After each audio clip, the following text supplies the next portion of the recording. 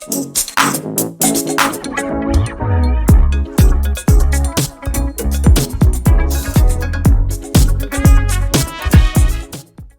this, and we told her why. We told her why we had the idea, which, ultimately was to bring more opportunities for artists in Philadelphia, but also more experiences for people of this city that they can relate to. And she said, yes, it's crazy, and yes, you should do it.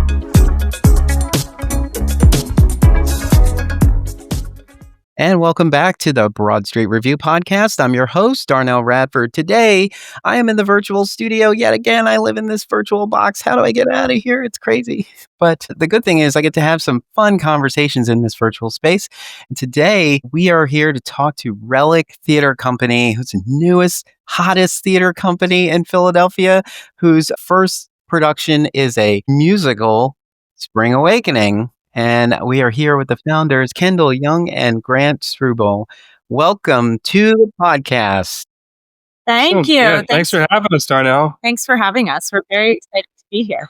I've been waiting to have this chat for a long time. It's actually been kind of a year, I think, as we are looking at the calendar. But I'm so glad to be here and chat with you guys today. Relic Theatre Company, tell us about it. Absolutely. Oh my gosh, there's so much to tell. Grant and I, for those who don't know us, have been actors in the Philly theater scene for over a decade now. We are both graduates of Temple University, Temple Theaters program, and we really were just sitting around our dinner table one night and kind of talking about how theaters had gone away in Philadelphia, how there were not as many opportunities anymore, and especially primarily for musical theater. And we were just thinking and talking about all these changes, and then looked at each other and were like, well, what if we started a theater company? And what started as kind of not a joke, but just a casual thing that we brought up became more and more real the more we really thought about it. The more we put together all of the connections that we have and the people we know, we realized like, oh man, we should do this. We are the ones who should do this. And it's just been so great. We launched October of 2024 was when we officially announced after we got our nonprofit status. And now we are literally sitting in the lobby of Christchurch Neighborhood House with our first preview of Spring Awakening tonight. So it has been a whirlwind. I looked back through our Instagram because I was like, I couldn't remember the date, but we announced like publicly Relic to the world less than a year ago. It was like October 16th or something like that, 2024. So it's wild. When we're literally just coming up on 1 year, and here we are. I'm hearing tech sounds in the background because the first audience is coming tonight. So it's been a crazy year. But yeah, as Kendyll said, like we just had this idea, maybe we could create something, create more opportunities. And then when we talked to people about it, the more we were encouraged to do so and the more support that came our way. And yeah, here we are. It's crazy. Yeah. Awesome. When you both looked at each other and realized, like, we're doing this, we're starting a theater company, how did you feel then? Was it excitement? Was it anxiety? Was it, what are we getting into? We were so convinced before. Are we still convinced now? You know what's funny is I think both of those feelings come in waves. I think at first it was a lot of excitement because we just saw the big picture in front of us. And we're like, this is a really good idea. And then obviously getting into the nitty gritty of knowing what all of that responsibility is on this side of the table, all of the things you have to coordinate. Because we knew theater from an actor perspective. We did not know it from an artistic director standpoint. And how many more parties there are that you need to be in communication with. There were it's been a learning curve. So I will say the anxiety has definitely come and gone many times, but I think it has been more so rewarding than it's just we're learning something new. And this is obviously our first show. So everything is going to be new for this one, and then it won't be new next time. So that's exciting. Yeah, you definitely feel like an imposter often. It's like, anyone who I think starts a theater company and thinks that they have it all figured out, I'd be curious to like know their psycho like analysis, because it really is hard. Like you don't know these things, as Kendyll said, but you learn. Yeah, this has been like the experience has been complete. Like we felt all the emotions. There's been joy, there's been happiness, fear, and also like just hope and excitement. Like it's been a full range. Yeah. So what were some of the things that came first? Like, it's official, we're doing this, we're both in this, we commit, Team Relic all the way. What are some of the early things that you did to sort of set yourself on the course that got you to first preview today? Yeah. Yeah, I mean the first things we did, actually the very first thing we did after having the idea was call Susan Atkinson, who was the founder and artistic director at Bristol Riverside Theatre. We called her and we were like, "Hey Susan, we're thinking about doing this. Is this crazy?" And she asked, "Well, why are you doing this?" And we told her why. We told her why we had the idea, which, I mean, ultimately was to bring more opportunities for artists in Philadelphia, but also more experiences for the people of this city that they can relate to. And she said, "Yes, it's crazy. And yes, you should do it." So that was the first conversation we had. And then, really, after that, shortly after, we connected with PVLA, which is the Philadelphia Volunteer Lawyers for the Arts.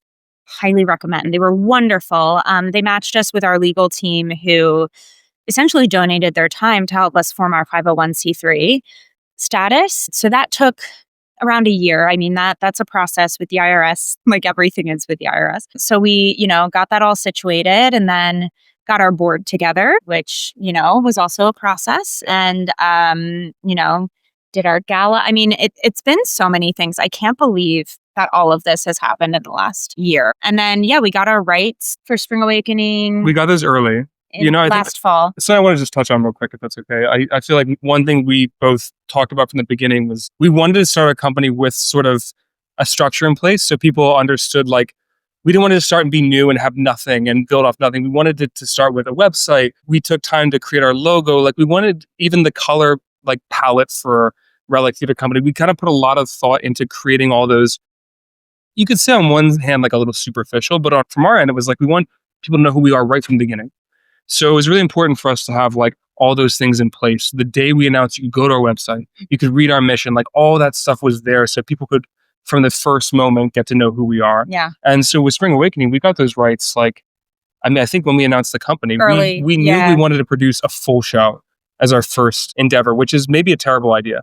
I mean, we think it's a great idea because we're hearing it right now and it sounds amazing, but like, I don't know the right way to start a theater company, but for us, we were like, we see this vision, so let's just start running out of the gate. So we had all that stuff lined up from jump. We did. We even had, before the rights were even approved for Spring Awakening, we had already signed the lease for Christchurch Neighborhood House as well. And we said, we know we're doing a rock musical. And that's kind of what we left it with, because obviously we had other backup plans, things like that.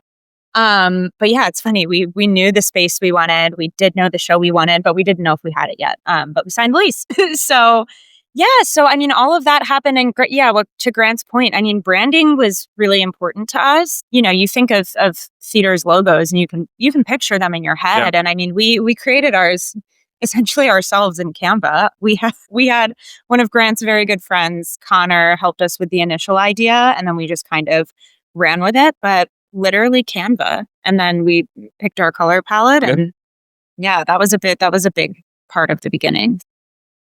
Canva's a great nonprofit resource. It sure is. We use it a lot. I'd never heard of it a year ago, and I now know it very well. Yeah, it's great when you realize like there are a lot of tools out there that can sort of simplify the process for you. And starting out with them, they lay a solid foundation. Right now, you're nimble and you have just enough to sort of operate your organization. But because you lay these foundations now, when you get to a point where you bring people on, you're going to have a solid foundation. And I think that that's really exciting because it is, there's a lot going on in the industry right now, and it would seem like it is a tough time to start a company. But I think it's probably a tough time to start a company and not be bold and not be ambitious. And so it does feel like the choices that you made draw attention in a way. They're just, wow, really? That's what you're opening with? Okay. Yeah. I mean, you're so right, Darnell. It is such a hard time. And that is what every person we've talked to who has done it has told us. They're like, wow, you picked a really wild time to do this. But I think because of that, because there's such a fear from other people who've maybe been thinking about doing it, and rightfully so, there are probably a lot of people who've thought about doing this and are holding off for now. I think because we did it, it's drawing that much attention. And because we are going all out. I mean, we have equity cast members in our show. Like, we are not scaling anything back. And I think that has drawn a lot of attention in a good way. Yeah. And the hope is like people see it and go, wow, I can't believe you guys did this like with your first production. It's like, yeah, just wait until when we have more sustainable funding. Like, that's the idea. It's like if we can make this level of a production with what we have, we have no grant funding.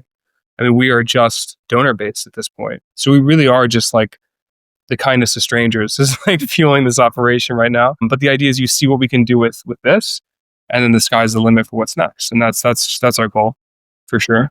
Which is also very exciting because every functioning theater company right now is having the same sort of conversations and questions about like donor retention, how to build subscriptions, like how to keep the funders engaged and excited. And it's tough, but I feel like I thought about this during the pandemic too. I felt like the companies who didn't have brick and mortar had a little bit more flexibility because they weren't trying to manage a building that really depended on getting people inside the building. And so even though it may feel ambitious to mount a musical, the infrastructure that tends to come with that isn't a burden, and you're still in a great. Yeah, 100%. My, as I call it, muggle job is in real estate. So I definitely, while we have an interest way down the line in potentially purchasing property, I mean, we are so grateful to be renting spaces right now. And I think it really serves our mission well, too, in terms of just being a Philly-based company, hiring Philly-based actors, making theater for Philadelphians, by Philadelphians. I mean, being able to utilize different spaces and play around based on what the show is within the city is so fun for us. We really, really look forward to doing that. Yeah, and it's a fun creative challenge, too, because like, when you have your own space, you get to know it so well. I feel like you're kind of always like, you're literally living within that box. But here, like we're doing Christchurch right now, this is a non-traditional theater space. And our set reflects that. Like we've really like opened up the walls, the natural brickwork is showing, like it has an organic feel to it it feels like a theater, but it also doesn't feel like any theater you've ever been in before. So it's just really cool. And for us, it's like you're working with what you have. And that's what we've been doing from the beginning. So it makes total sense to work with what you have in the space as well. Since you mentioned your muggle job, in your opinion, both of you, do you think there are jobs that are more supportive of the theater company endeavor, like jobs that allow you to pursue building a company also while being fully committed to a day job? Yeah, absolutely. I think real estate is a great one. I'm very happy that I had my parents are in that industry and I kind of grew up around it. And then when we bought our own home in West Philly, really seeing the process, I was like, wow, this is really cool. And then during the pandemic, I made that switch.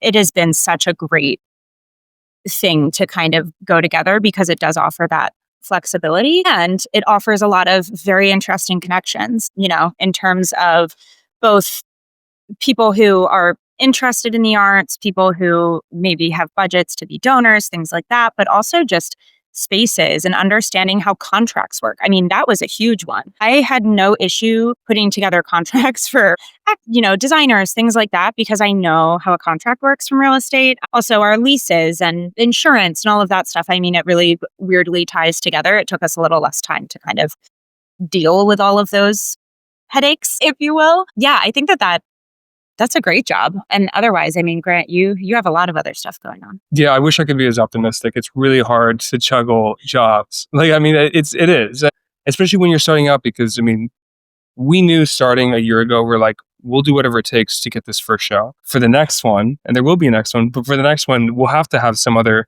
system of funding because we can't do it for free forever. And so it is, we all have to make money, but when you're starting the company out, and the money is important to us. I mean, not just for ourselves, but for the designers and actors we're hiring, we're paying everyone in this production. And we're paying them, I think, a rate that is really fair for a new company. We're not starting at even the bottom of what's standard for companies that have been around for 5, 10 years. We're starting a little bit higher than that with the goal to grow because, you hate to talk about money. It feels very like antithetical to art, like they're sort of opposites, but we're all people, we're doing this work because we're professionals. You got to get paid. Yeah. So for us, it's finding that journey to sustainability. Because ultimately we want to be doing theater full time. That's a big part of why we started the company. We're like, how do we like as actors, like it's difficult to get enough contracts to make a living, but how can we be in the theater space, not just working ourselves, but creating opportunities for other people all the time, full time? And I think that's something I should have prefaced my love of real estate with, was that the goal in starting this company as well is to build sustainability for ourselves. I mean, candidly, we're not paying ourselves a dime from this production. It is all going towards our cast, our crew, our creatives, where it needs to go towards. I mean, this production is our thesis statement. It is Relic's first, the grand reveal. And, from there, it's being able to secure funding other ways and eventually be able to pay ourselves so that we are doing theater full time. I mean, I feel like there is just the age old question every actor in their 30s has of, do I want to do this still, this grind? Why do I have 45 jobs and go contract to contract? And, Grant and I hit that fork in the road and we decided, yes, we do still want to do this. How can we do more of it? How can we, immerse ourselves even more in theaters to where we don't need to do anything else? And this is where we landed. Was here in the Christchurch lobby before our first we're preview. Literally right here. Yeah. Are you both equity members? I am an equity member. Just became a member, right? Technically, I've got a contract coming up, so I am a member now. Well, great. I asked that because now you have to look at the rule book differently, and understanding it as an artist, getting a contract. Now you're a producer presenting a contract. What was that like? What was your sort of thought process now looking at equity from this side of the fence? That is such a great question. I think it was actually really useful having already been in the union because I was able to look at it and understand, oh yes, these were things that I thought about as an actor in this situation, like things like water, drinking water in the facility, like all those little kind of nitpicky things. It's like, oh no, but those were things that I think about from an actor perspective. That's really been with everything in this. We know the actor perspective on stuff, but I mean, yeah, I think the most jarring thing about the union contracts is how much, like, you're paying the actor X amount weekly, but then how much you're also paying the union behind that is shocking, but worth it because, I mean, being union members, we wholeheartedly support the union. And I mean, when we first launched this company, we were like, we are hiring union actors for our first show. We're going to raise more money and make it happen. But yeah, looking at it from an actor perspective, there wasn't anything too jarring. I think the cost was the most shocking to see on paper. Yeah. So I know that you're tight on time. I want to try to squeeze a little bit more out of this if I can. Let's talk about Team Spring Awakening. Talk about how you built this team. Heck yeah. You want to talk about that, Britt? I feel like I've been really talking a lot. Well, we can both talk about it. I mean, it's been like serendipitous, to use that word. Things have kind of come like one after the other. Honestly, Darnelle, you were part of this as well. You kind of connect us with Robbie, who I feel like is the first person we had to mention because obviously our director, Robbie Hager, was in the original Broadway cast of Spring Awakening. So we have this really incredible connection because not only is he connected to the original Broadway cast, but he's also been in Philly now for a while. So people love him here in Philadelphia. He knows the show. It's part of his life. And so he has been, as our director, kind of, I think, one of the central kind of figures that's made this possible. He's been an incredible director, I think, in the room. The cast trusts him. I mean, they trust him with anything. He's brought so much out of them. Honestly, never been in a space as an actor or as a, I guess we're in a different position now, but I've never been in a space that's felt so connected. It is such a family. So we really have to thank him for that. And then from there, I mean, Robbie has obviously his husband, Chris, is a fantastic designer and is doing our set. And the design team from there has kind of come from all these connections. Because that's what's so amazing about Philadelphia theater in general is it is this interconnected system. Once you get to know someone, it leads to another person and those collaborations. That's what builds, like, I think, like what makes Philadelphia theater so great. Absolutely. I mean, yeah, we have some very dear friends on our team too, which is really exciting to be able to give opportunities to friends of ours. Yeah. I mean, that is the goal, ultimately, meet new people, but also get to hire people. That level of trust is already there. One of my very best friends, Juliana Babb, is our choreographer, and she is killing it. I can't wait for everyone to see her work. Our friend Emily Schumann is our props designer.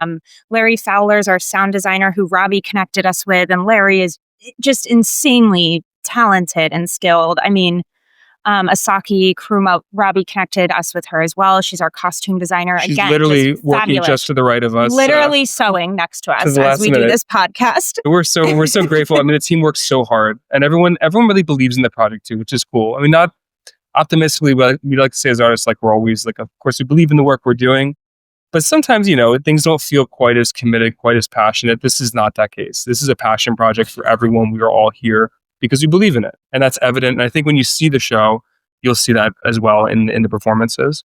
Yeah, I love your transparency on social media, and I just want to say, in full disclosure, I do serve proudly on the board of Relic Theatre Company. But I wanted to talk about how you built this cast, how you put this cast together. Because you are a Temple alum, is there a specific well that you can tap at Temple to bring in all this fresh talent?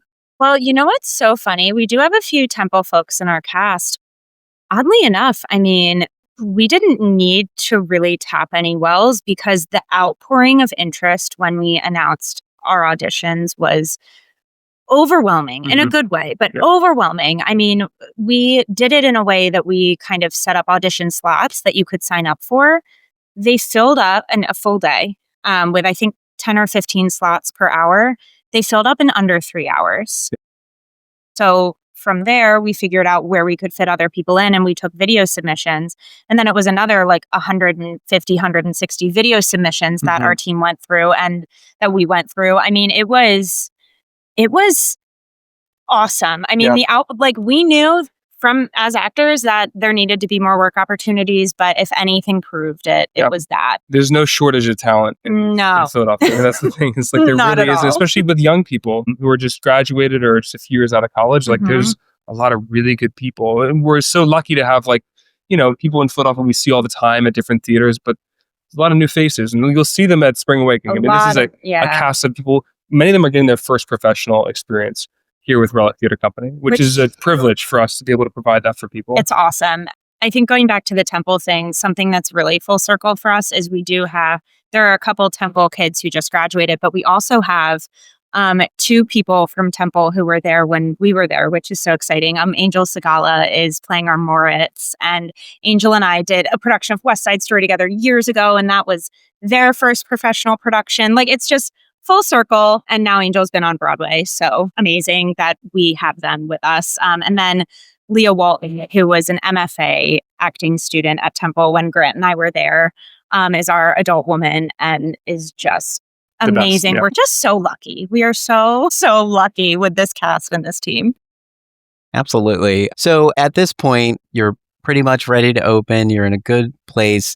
What does Relic still need? Relic still and always will need money. Relic needs a lot of money. Everyone told us how expensive it is, especially to do a musical, especially to do a full-scale musical, especially a musical with live musicians, which we are also committed to. No tracks at Relic. But all of these things cost more money. And now that we are doing it, of course, we understood it before, but now that we're doing it, we're like, oh, wow, it really is a lot of money.